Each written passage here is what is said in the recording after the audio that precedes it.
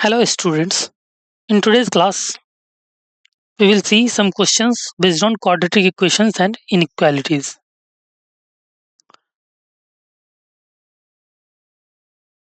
We have to do practice questions from 13 to 12. The images used in our slide deck are for educational purposes only. We respect the intellectual property rights of the original creators and owners of these images. If you are the owner of any of the images used in this deck and have any concerns or issues, please contact us at sathi@iitk.ac.in and we shall remove the images. Let's start with the question number 1. It says if A belongs to R and the equation where this denotes greatest integer less than equal to x has no integral solution. This equation has no integral solution. Then all possible values of A lies in the interval. So let's move to the solution after 10 seconds.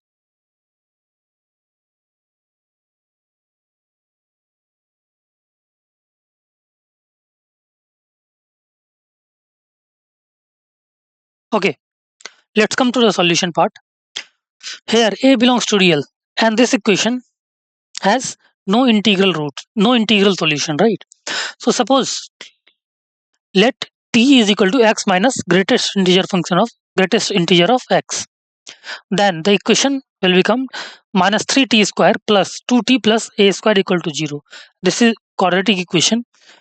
So the values of t which satisfy this equation are 1 plus minus root over 1 plus 3a square upon 3, where t is x minus greatest integer function of which is basically a fractional part of x, right? And we all know that fractional part of x always lies between 0 and 1, right?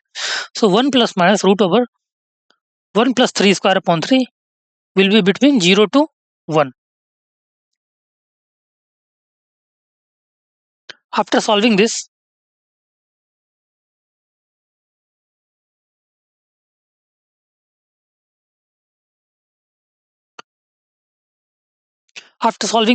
see 1 minus root over 1 plus 3 square is basically less than 0, right? Clear? So, but this should be between 0 to 1. So, we will only take positive sign, right? We will only take positive solution, positive value, right?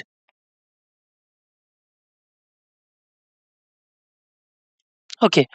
So 1 plus root over 1 plus 3a square upon 3 will be between 0 to 1.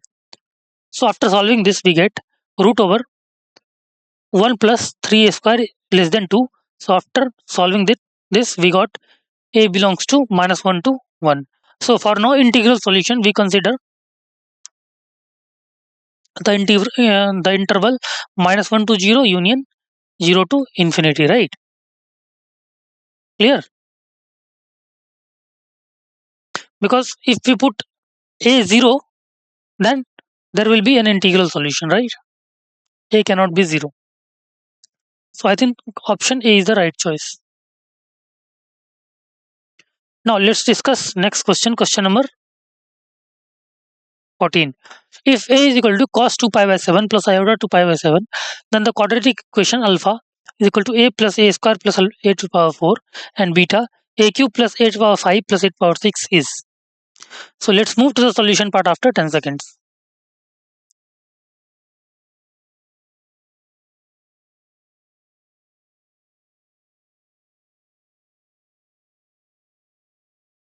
Okay, let's discuss the solution.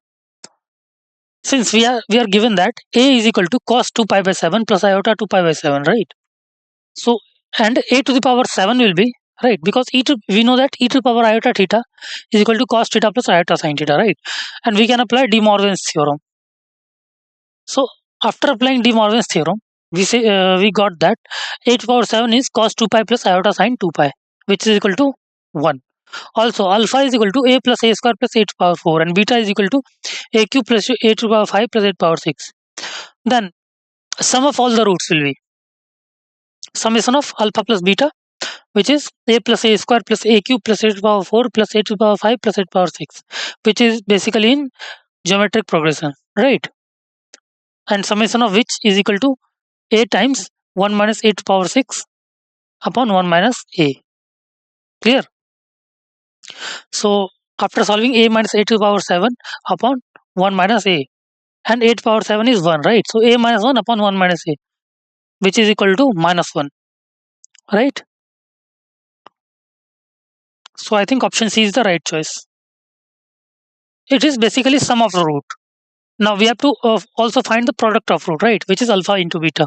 So a plus a square plus a to the power 4 into a cube plus a to the power 5 plus a to the power 6.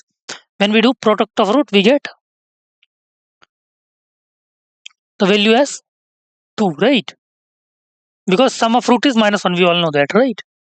Sum of root is minus 1, so a plus a square plus a cube till a to the power 6 is basically minus 1, right? So the required quadratic equation is x square plus 2 is equal to 0. I think option C is the right choice. Let's move to the next question, question number 15.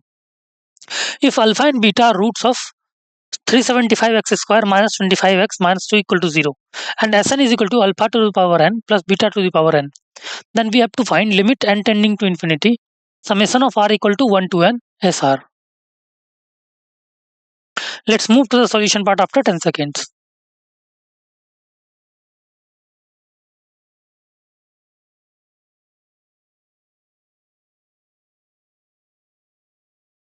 Okay, so since alpha and beta are roots of this equation, so alpha plus beta is basically sum of roots, which is minus b by a. So 25 upon 375, which is 1 by 15. Alpha into beta is c by a, which is minus 2 upon 375. Now consider limit n tending to infinity, r equal to 1 to n is equal to r equal to 1 to n SR is equal to limit n tending to infinity summation of r equal to 1 to n, what is Sn, alpha to the power n plus beta to the power n. So SR will be alpha to the power r plus beta to the power r. After expanding it, we got alpha plus alpha square plus alpha cube till infinity plus beta square plus beta cube till infinity, right?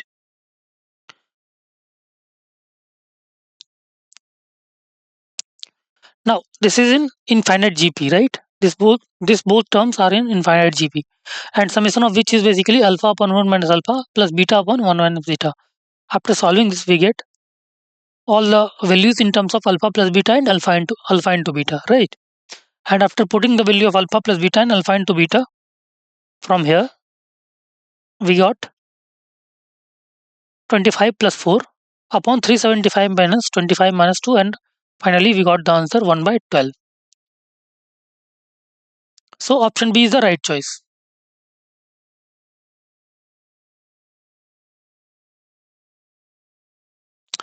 Now let's move to the next question. If S is equal to A belongs to N and A is between 0 to 100, then greatest integer function, see, this is denoting greatest integer function. So greatest integer function of 10 square x minus 10x minus 1 is equal to 0 has real roots. The number of elements in the set S is equal to. So let's move to the solution part after 10 seconds.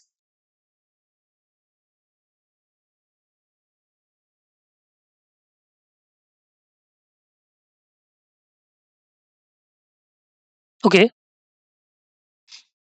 See, greatest integer function of 10 square x is integer, as we know.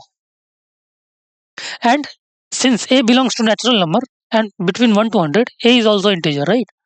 So from this equation, we can see that if this is integer, this is integer, right? So 10x is basically integer minus integer. Clear? So 10x is also integer. Clear? So 10 square x minus 10x minus a equal to 0. A is equal to 10 square x minus 10x. So let's take 10x as common. 10x into 10x minus 1. So if 10x is integer, 10x minus 1 is also integer, right? So I into I minus 1.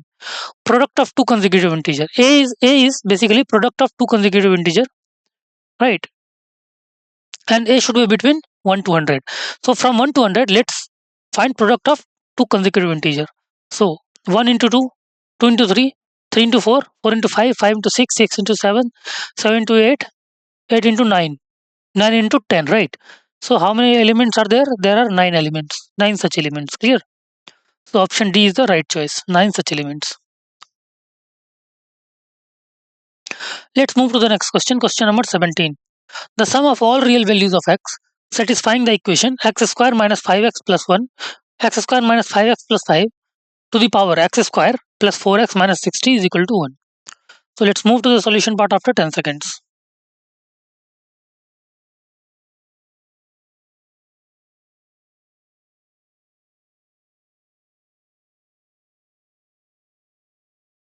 Okay, let's come to the solution.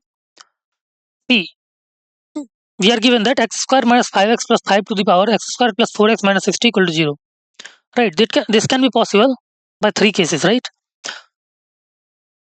The cases are, the first case, when x square plus 4x minus 60 equal to 0, right? The power, when power will be 0, then whole term will be 0, and x square minus 5x plus 5 not equal to 0, right? So this should not be equal to 0, otherwise this will go to indefined form, right? 0 to the power something, which is indefined form, right? 0 to the power 0. So this should not be equal to 0 and this should be equal to 0. Case 2, when the base is itself 1, right? Then 1 to the power anything should be 1. So case 2 is x square minus 5x plus 5 is equal to 1. And case 3, the base is minus 1 and power should be even integer, right? Power should be even integer. So these are the three cases to satisfy this solution, right? So let's discuss one by one. Case 1, when x square plus 4x minus 60 equal to 0. This is quadratic equation. So we can find the roots, and roots are basically minus 10 and 6. Now, in case 1, there were two conditions, right? This should be equal to 0 and this should not be equal to 0. And by putting x square plus 4x minus 60 equal to 0, we got the roots minus 10 and 6. So let's put the value of minus 10 and 6 in this. Right, so for both of these values, x square minus 5x minus 5 is not equal to 0, right? So both conditions are satisfying. Now let's discuss case 2, when base itself is 1, which is x square minus 5x plus 5 is equal to 1. So after solving this quadratic equation, we got x equal to 4 and x equal to 1. Now let's discuss case 3. Most of the students basically miss these cases, right? Miss case 3rd. So let's discuss case 3, when x square base is minus 1 and power should be some even integer. So x square minus 5x plus 5 equal to minus 1. After solving this quadratic equation, we got x equal to 2, right? And x equal to 3. So by putting x equal to 2, in the power term, because it should be even integer, right? So let's check whether it is even integer or not. So by putting x equal to 2 in x square plus 4x minus 60, we get minus 48, which is an even integer. When we put x equal to 3, we get minus 39, which is not an even integer, right? Thus in this case, we get x equal to 2 is only solution for case 3rd. Hence, sum of all the real values. What were the real values? Minus 10, 6, 4, 1 and 2, right? So when we do summation, answer is 3, right? So I think option A is the right choice, 3. Now let's discuss next question, question number 18. If lambda is an integer and alpha beta are roots of 4x square minus 16x plus lambda by 4 is equal to 0, such that alpha is between 1 to 2 and beta is between 2 to 3, then possible values of lambda are. So let's discuss the solution after 10 seconds.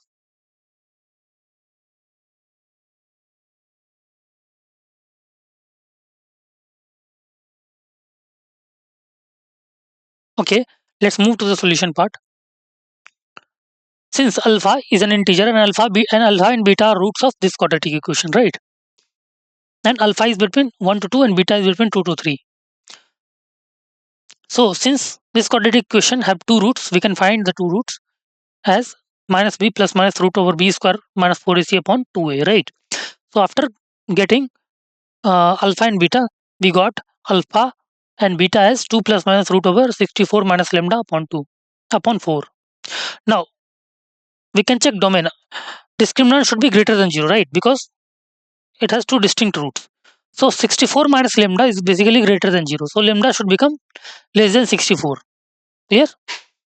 And also alpha is between 1 to 2 and beta is between 2 to 3. So basically beta is greater. So a smaller thing is 2 minus root over 64 minus lambda upon 4. So 2 minus root over 64 minus lambda upon 4 is between 1 to 2.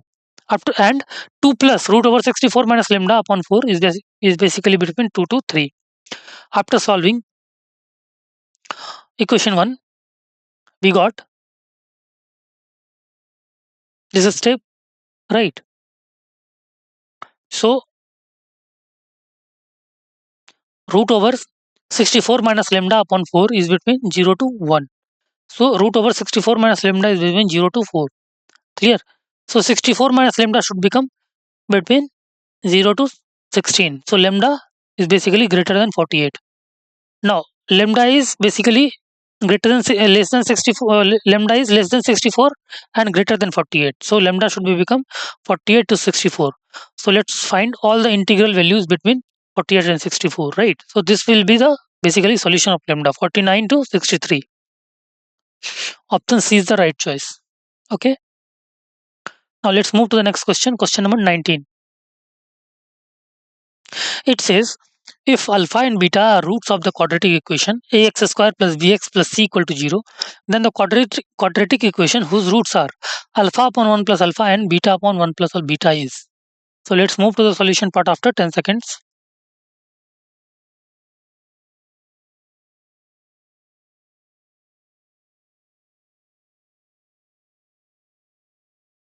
Okay. Since the roots of this equation are alpha and beta, hence roots of this equation, if we have to find the roots whose equation whose roots are 1 by alpha and 1 by beta, we should replace x by 1 by x, right? So when we replace x by 1 by x, so the quadratic equation having roots 1 by alpha and 1 by beta will be cx square plus bx plus a is equal to 0. Right. Now if we replace x by x minus 1, then roots of this equation, if we replace x by x minus 1, so let's replace c into x minus 1 square plus b x minus 1 plus a is equal to 0. So roots will be 1 plus alpha and 1 plus beta, right? 1 plus 1 by alpha and 1 plus 1 by beta. Now again replace x by 1 by x, right? So 1 plus 1 by alpha is basically alpha plus 1 upon alpha, and we have to find alpha upon alpha plus 1 and beta upon beta plus 1, right? Now let's replace x by 1 by x. After replacing x by 1 by x, we got c into 1 minus x square plus b into 1 minus x plus ax square equal to 0, and whose roots are alpha upon 1 plus alpha and beta upon 1 plus beta, right? So I think option C is the right choice. Clear? Let's discuss question number 20. If both roots of the quadratic equation are less than 5, then k lies in in which interval? So let's discuss the solution after 10 seconds.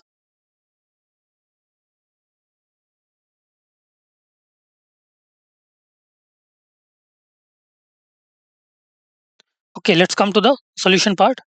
See, fx is basically x square minus 2kx plus k square plus k minus 5. Since both roots are basically less than 5, first discriminant should be greater than equal to 0, right? Because roots are real. And see, both roots are less than 5. This is alpha, this is beta, right? Clear? And a is basically greater than 1, right? So graph will be concave upward, and both roots are basically less than 5. So f5 should be greater than f5 should be greater than 0, right? f5 greater than 0, and minus b by 2a. f5 should be greater than 0, and minus b by 2a is less than 5, right? Minus b by 2a is less than 5. So let's satisfy all the conditions. Let's calculate discriminant, which is 4k square minus 4k square plus k plus 5 minus 5. After solving, we get minus 4k plus 20 greater than equal to 0, right? So equation 1, we got k less than equal to 5. Now minus b by 2a is basically less than 5. Clear? So k should be less than 5.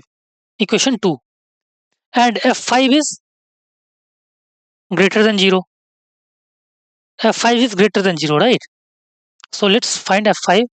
Let's put f5 greater than 0 and we got k as less than 4 and k greater than 5. Equation 3. So from equation 1 and 2, 1, 2 and 3 combined, we got k less than 4. Option B is the right choice. K belongs to minus infinity to 4. Now let's discuss next question, question number 21. All the values of m for which both roots of equation x square minus 2x 2mx plus m square minus 1 equal to 0 are greater than minus 2 but less than 4 lies in the interval. So let's discuss the solution after 10 seconds.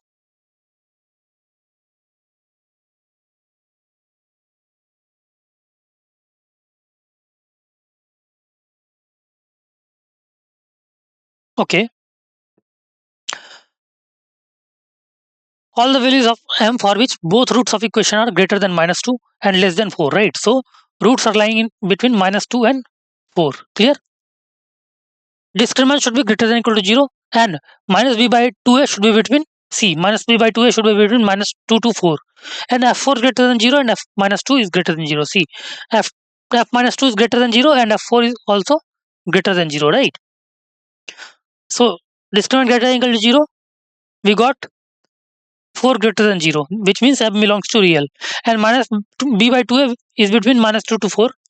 Clear? So we got m between minus 2 to 4 and f4 and f minus 2 greater than 0. After solving, we got m between minus infinity to 3 and between 5 to infinity. Right? And f minus 2 greater than 0. After solving, we got m is between minus 1 to infinity. So from equation 1, 2, 3 and 4, we get m lies between minus 1 and 3. Right? So I think option B is the right choice. M is between minus 1 to 3. Let's discuss next question, question number 22. If alpha and beta are real roots and z be complex number, if z square plus alpha z plus beta equal to 0 has two distinct roots on the line real part of z is equal to 1, then it is necessary that. So let's discuss the solution after 10 seconds.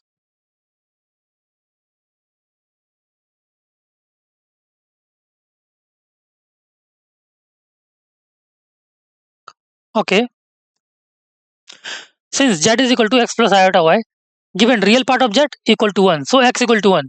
Now z can be written as 1 plus iota y, since the complex roots are conjugate of each other, right?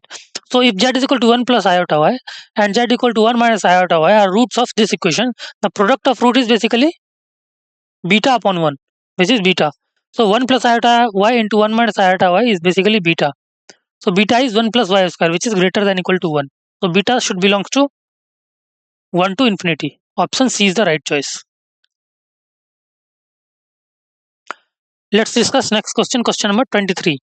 The equation e to the power sin x minus e to the power minus sin x minus 4 has which type of root? So let's discuss the solution after 10 seconds.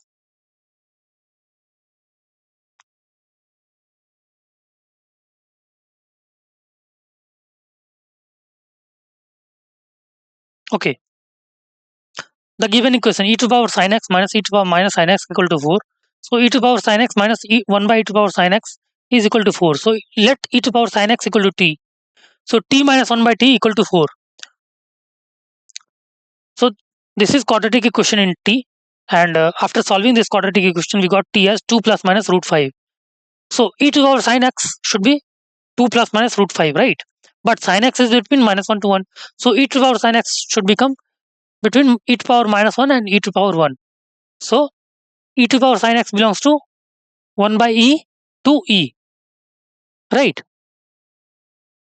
And e is basically between 0 to 2 plus root 5, right? Hence the given equation has no solution, right?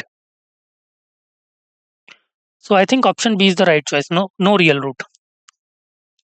Now let's discuss question number 24. If a, b, c, d are positive real numbers such that 1 a plus 1 by b is equal to 4, b plus 1 by c equal to 1, c plus 1 by d is equal to 4, and d plus 1 by a is equal to 1, and omega and omega square are complex roots, cube root of unity, then which condition will be true? Let's discuss the solution after 10 seconds.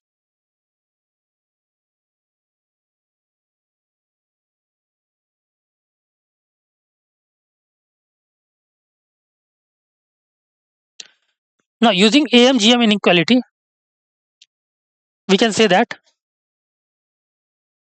C, A plus 1 by B greater than 2 root AB, A by B plus 1 by C greater than 2 root B by C plus 1 by D greater than 2 root C by D, and D plus 1 by A greater than 2 root D by A. Now, A plus 1 by B into B plus 1 by C plus C plus 1 by D plus D into D plus 1 by A greater than 16, right? So after multiplying all the things, we get answer 16. Clear? So A should be, it is equal to 16 basically after multiplying. So A should be become 1 by B, right? All the terms will be equal. B is equal to 1 by C is equal to 1 by D, and D is equal to 1 by A, right? So after solving this, we get A is equal to 2, B equal to 1 by 2, C equal to 2, and D equal to 1 by 2, right? And so A equal to C and B equal to D. A equal to C and B equal to D, option A is the right choice. Now let's discuss question number 25. Let f r to r be a continuous function defined by fx equal to 1 by e to power x plus 2 e to power minus x, and fc is equal to 1 by 3 for some c belongs to r. Statement 2 says that fx is between 1 by 0 to 1 by 2 root 2. So let's move to the solution part after 10 seconds.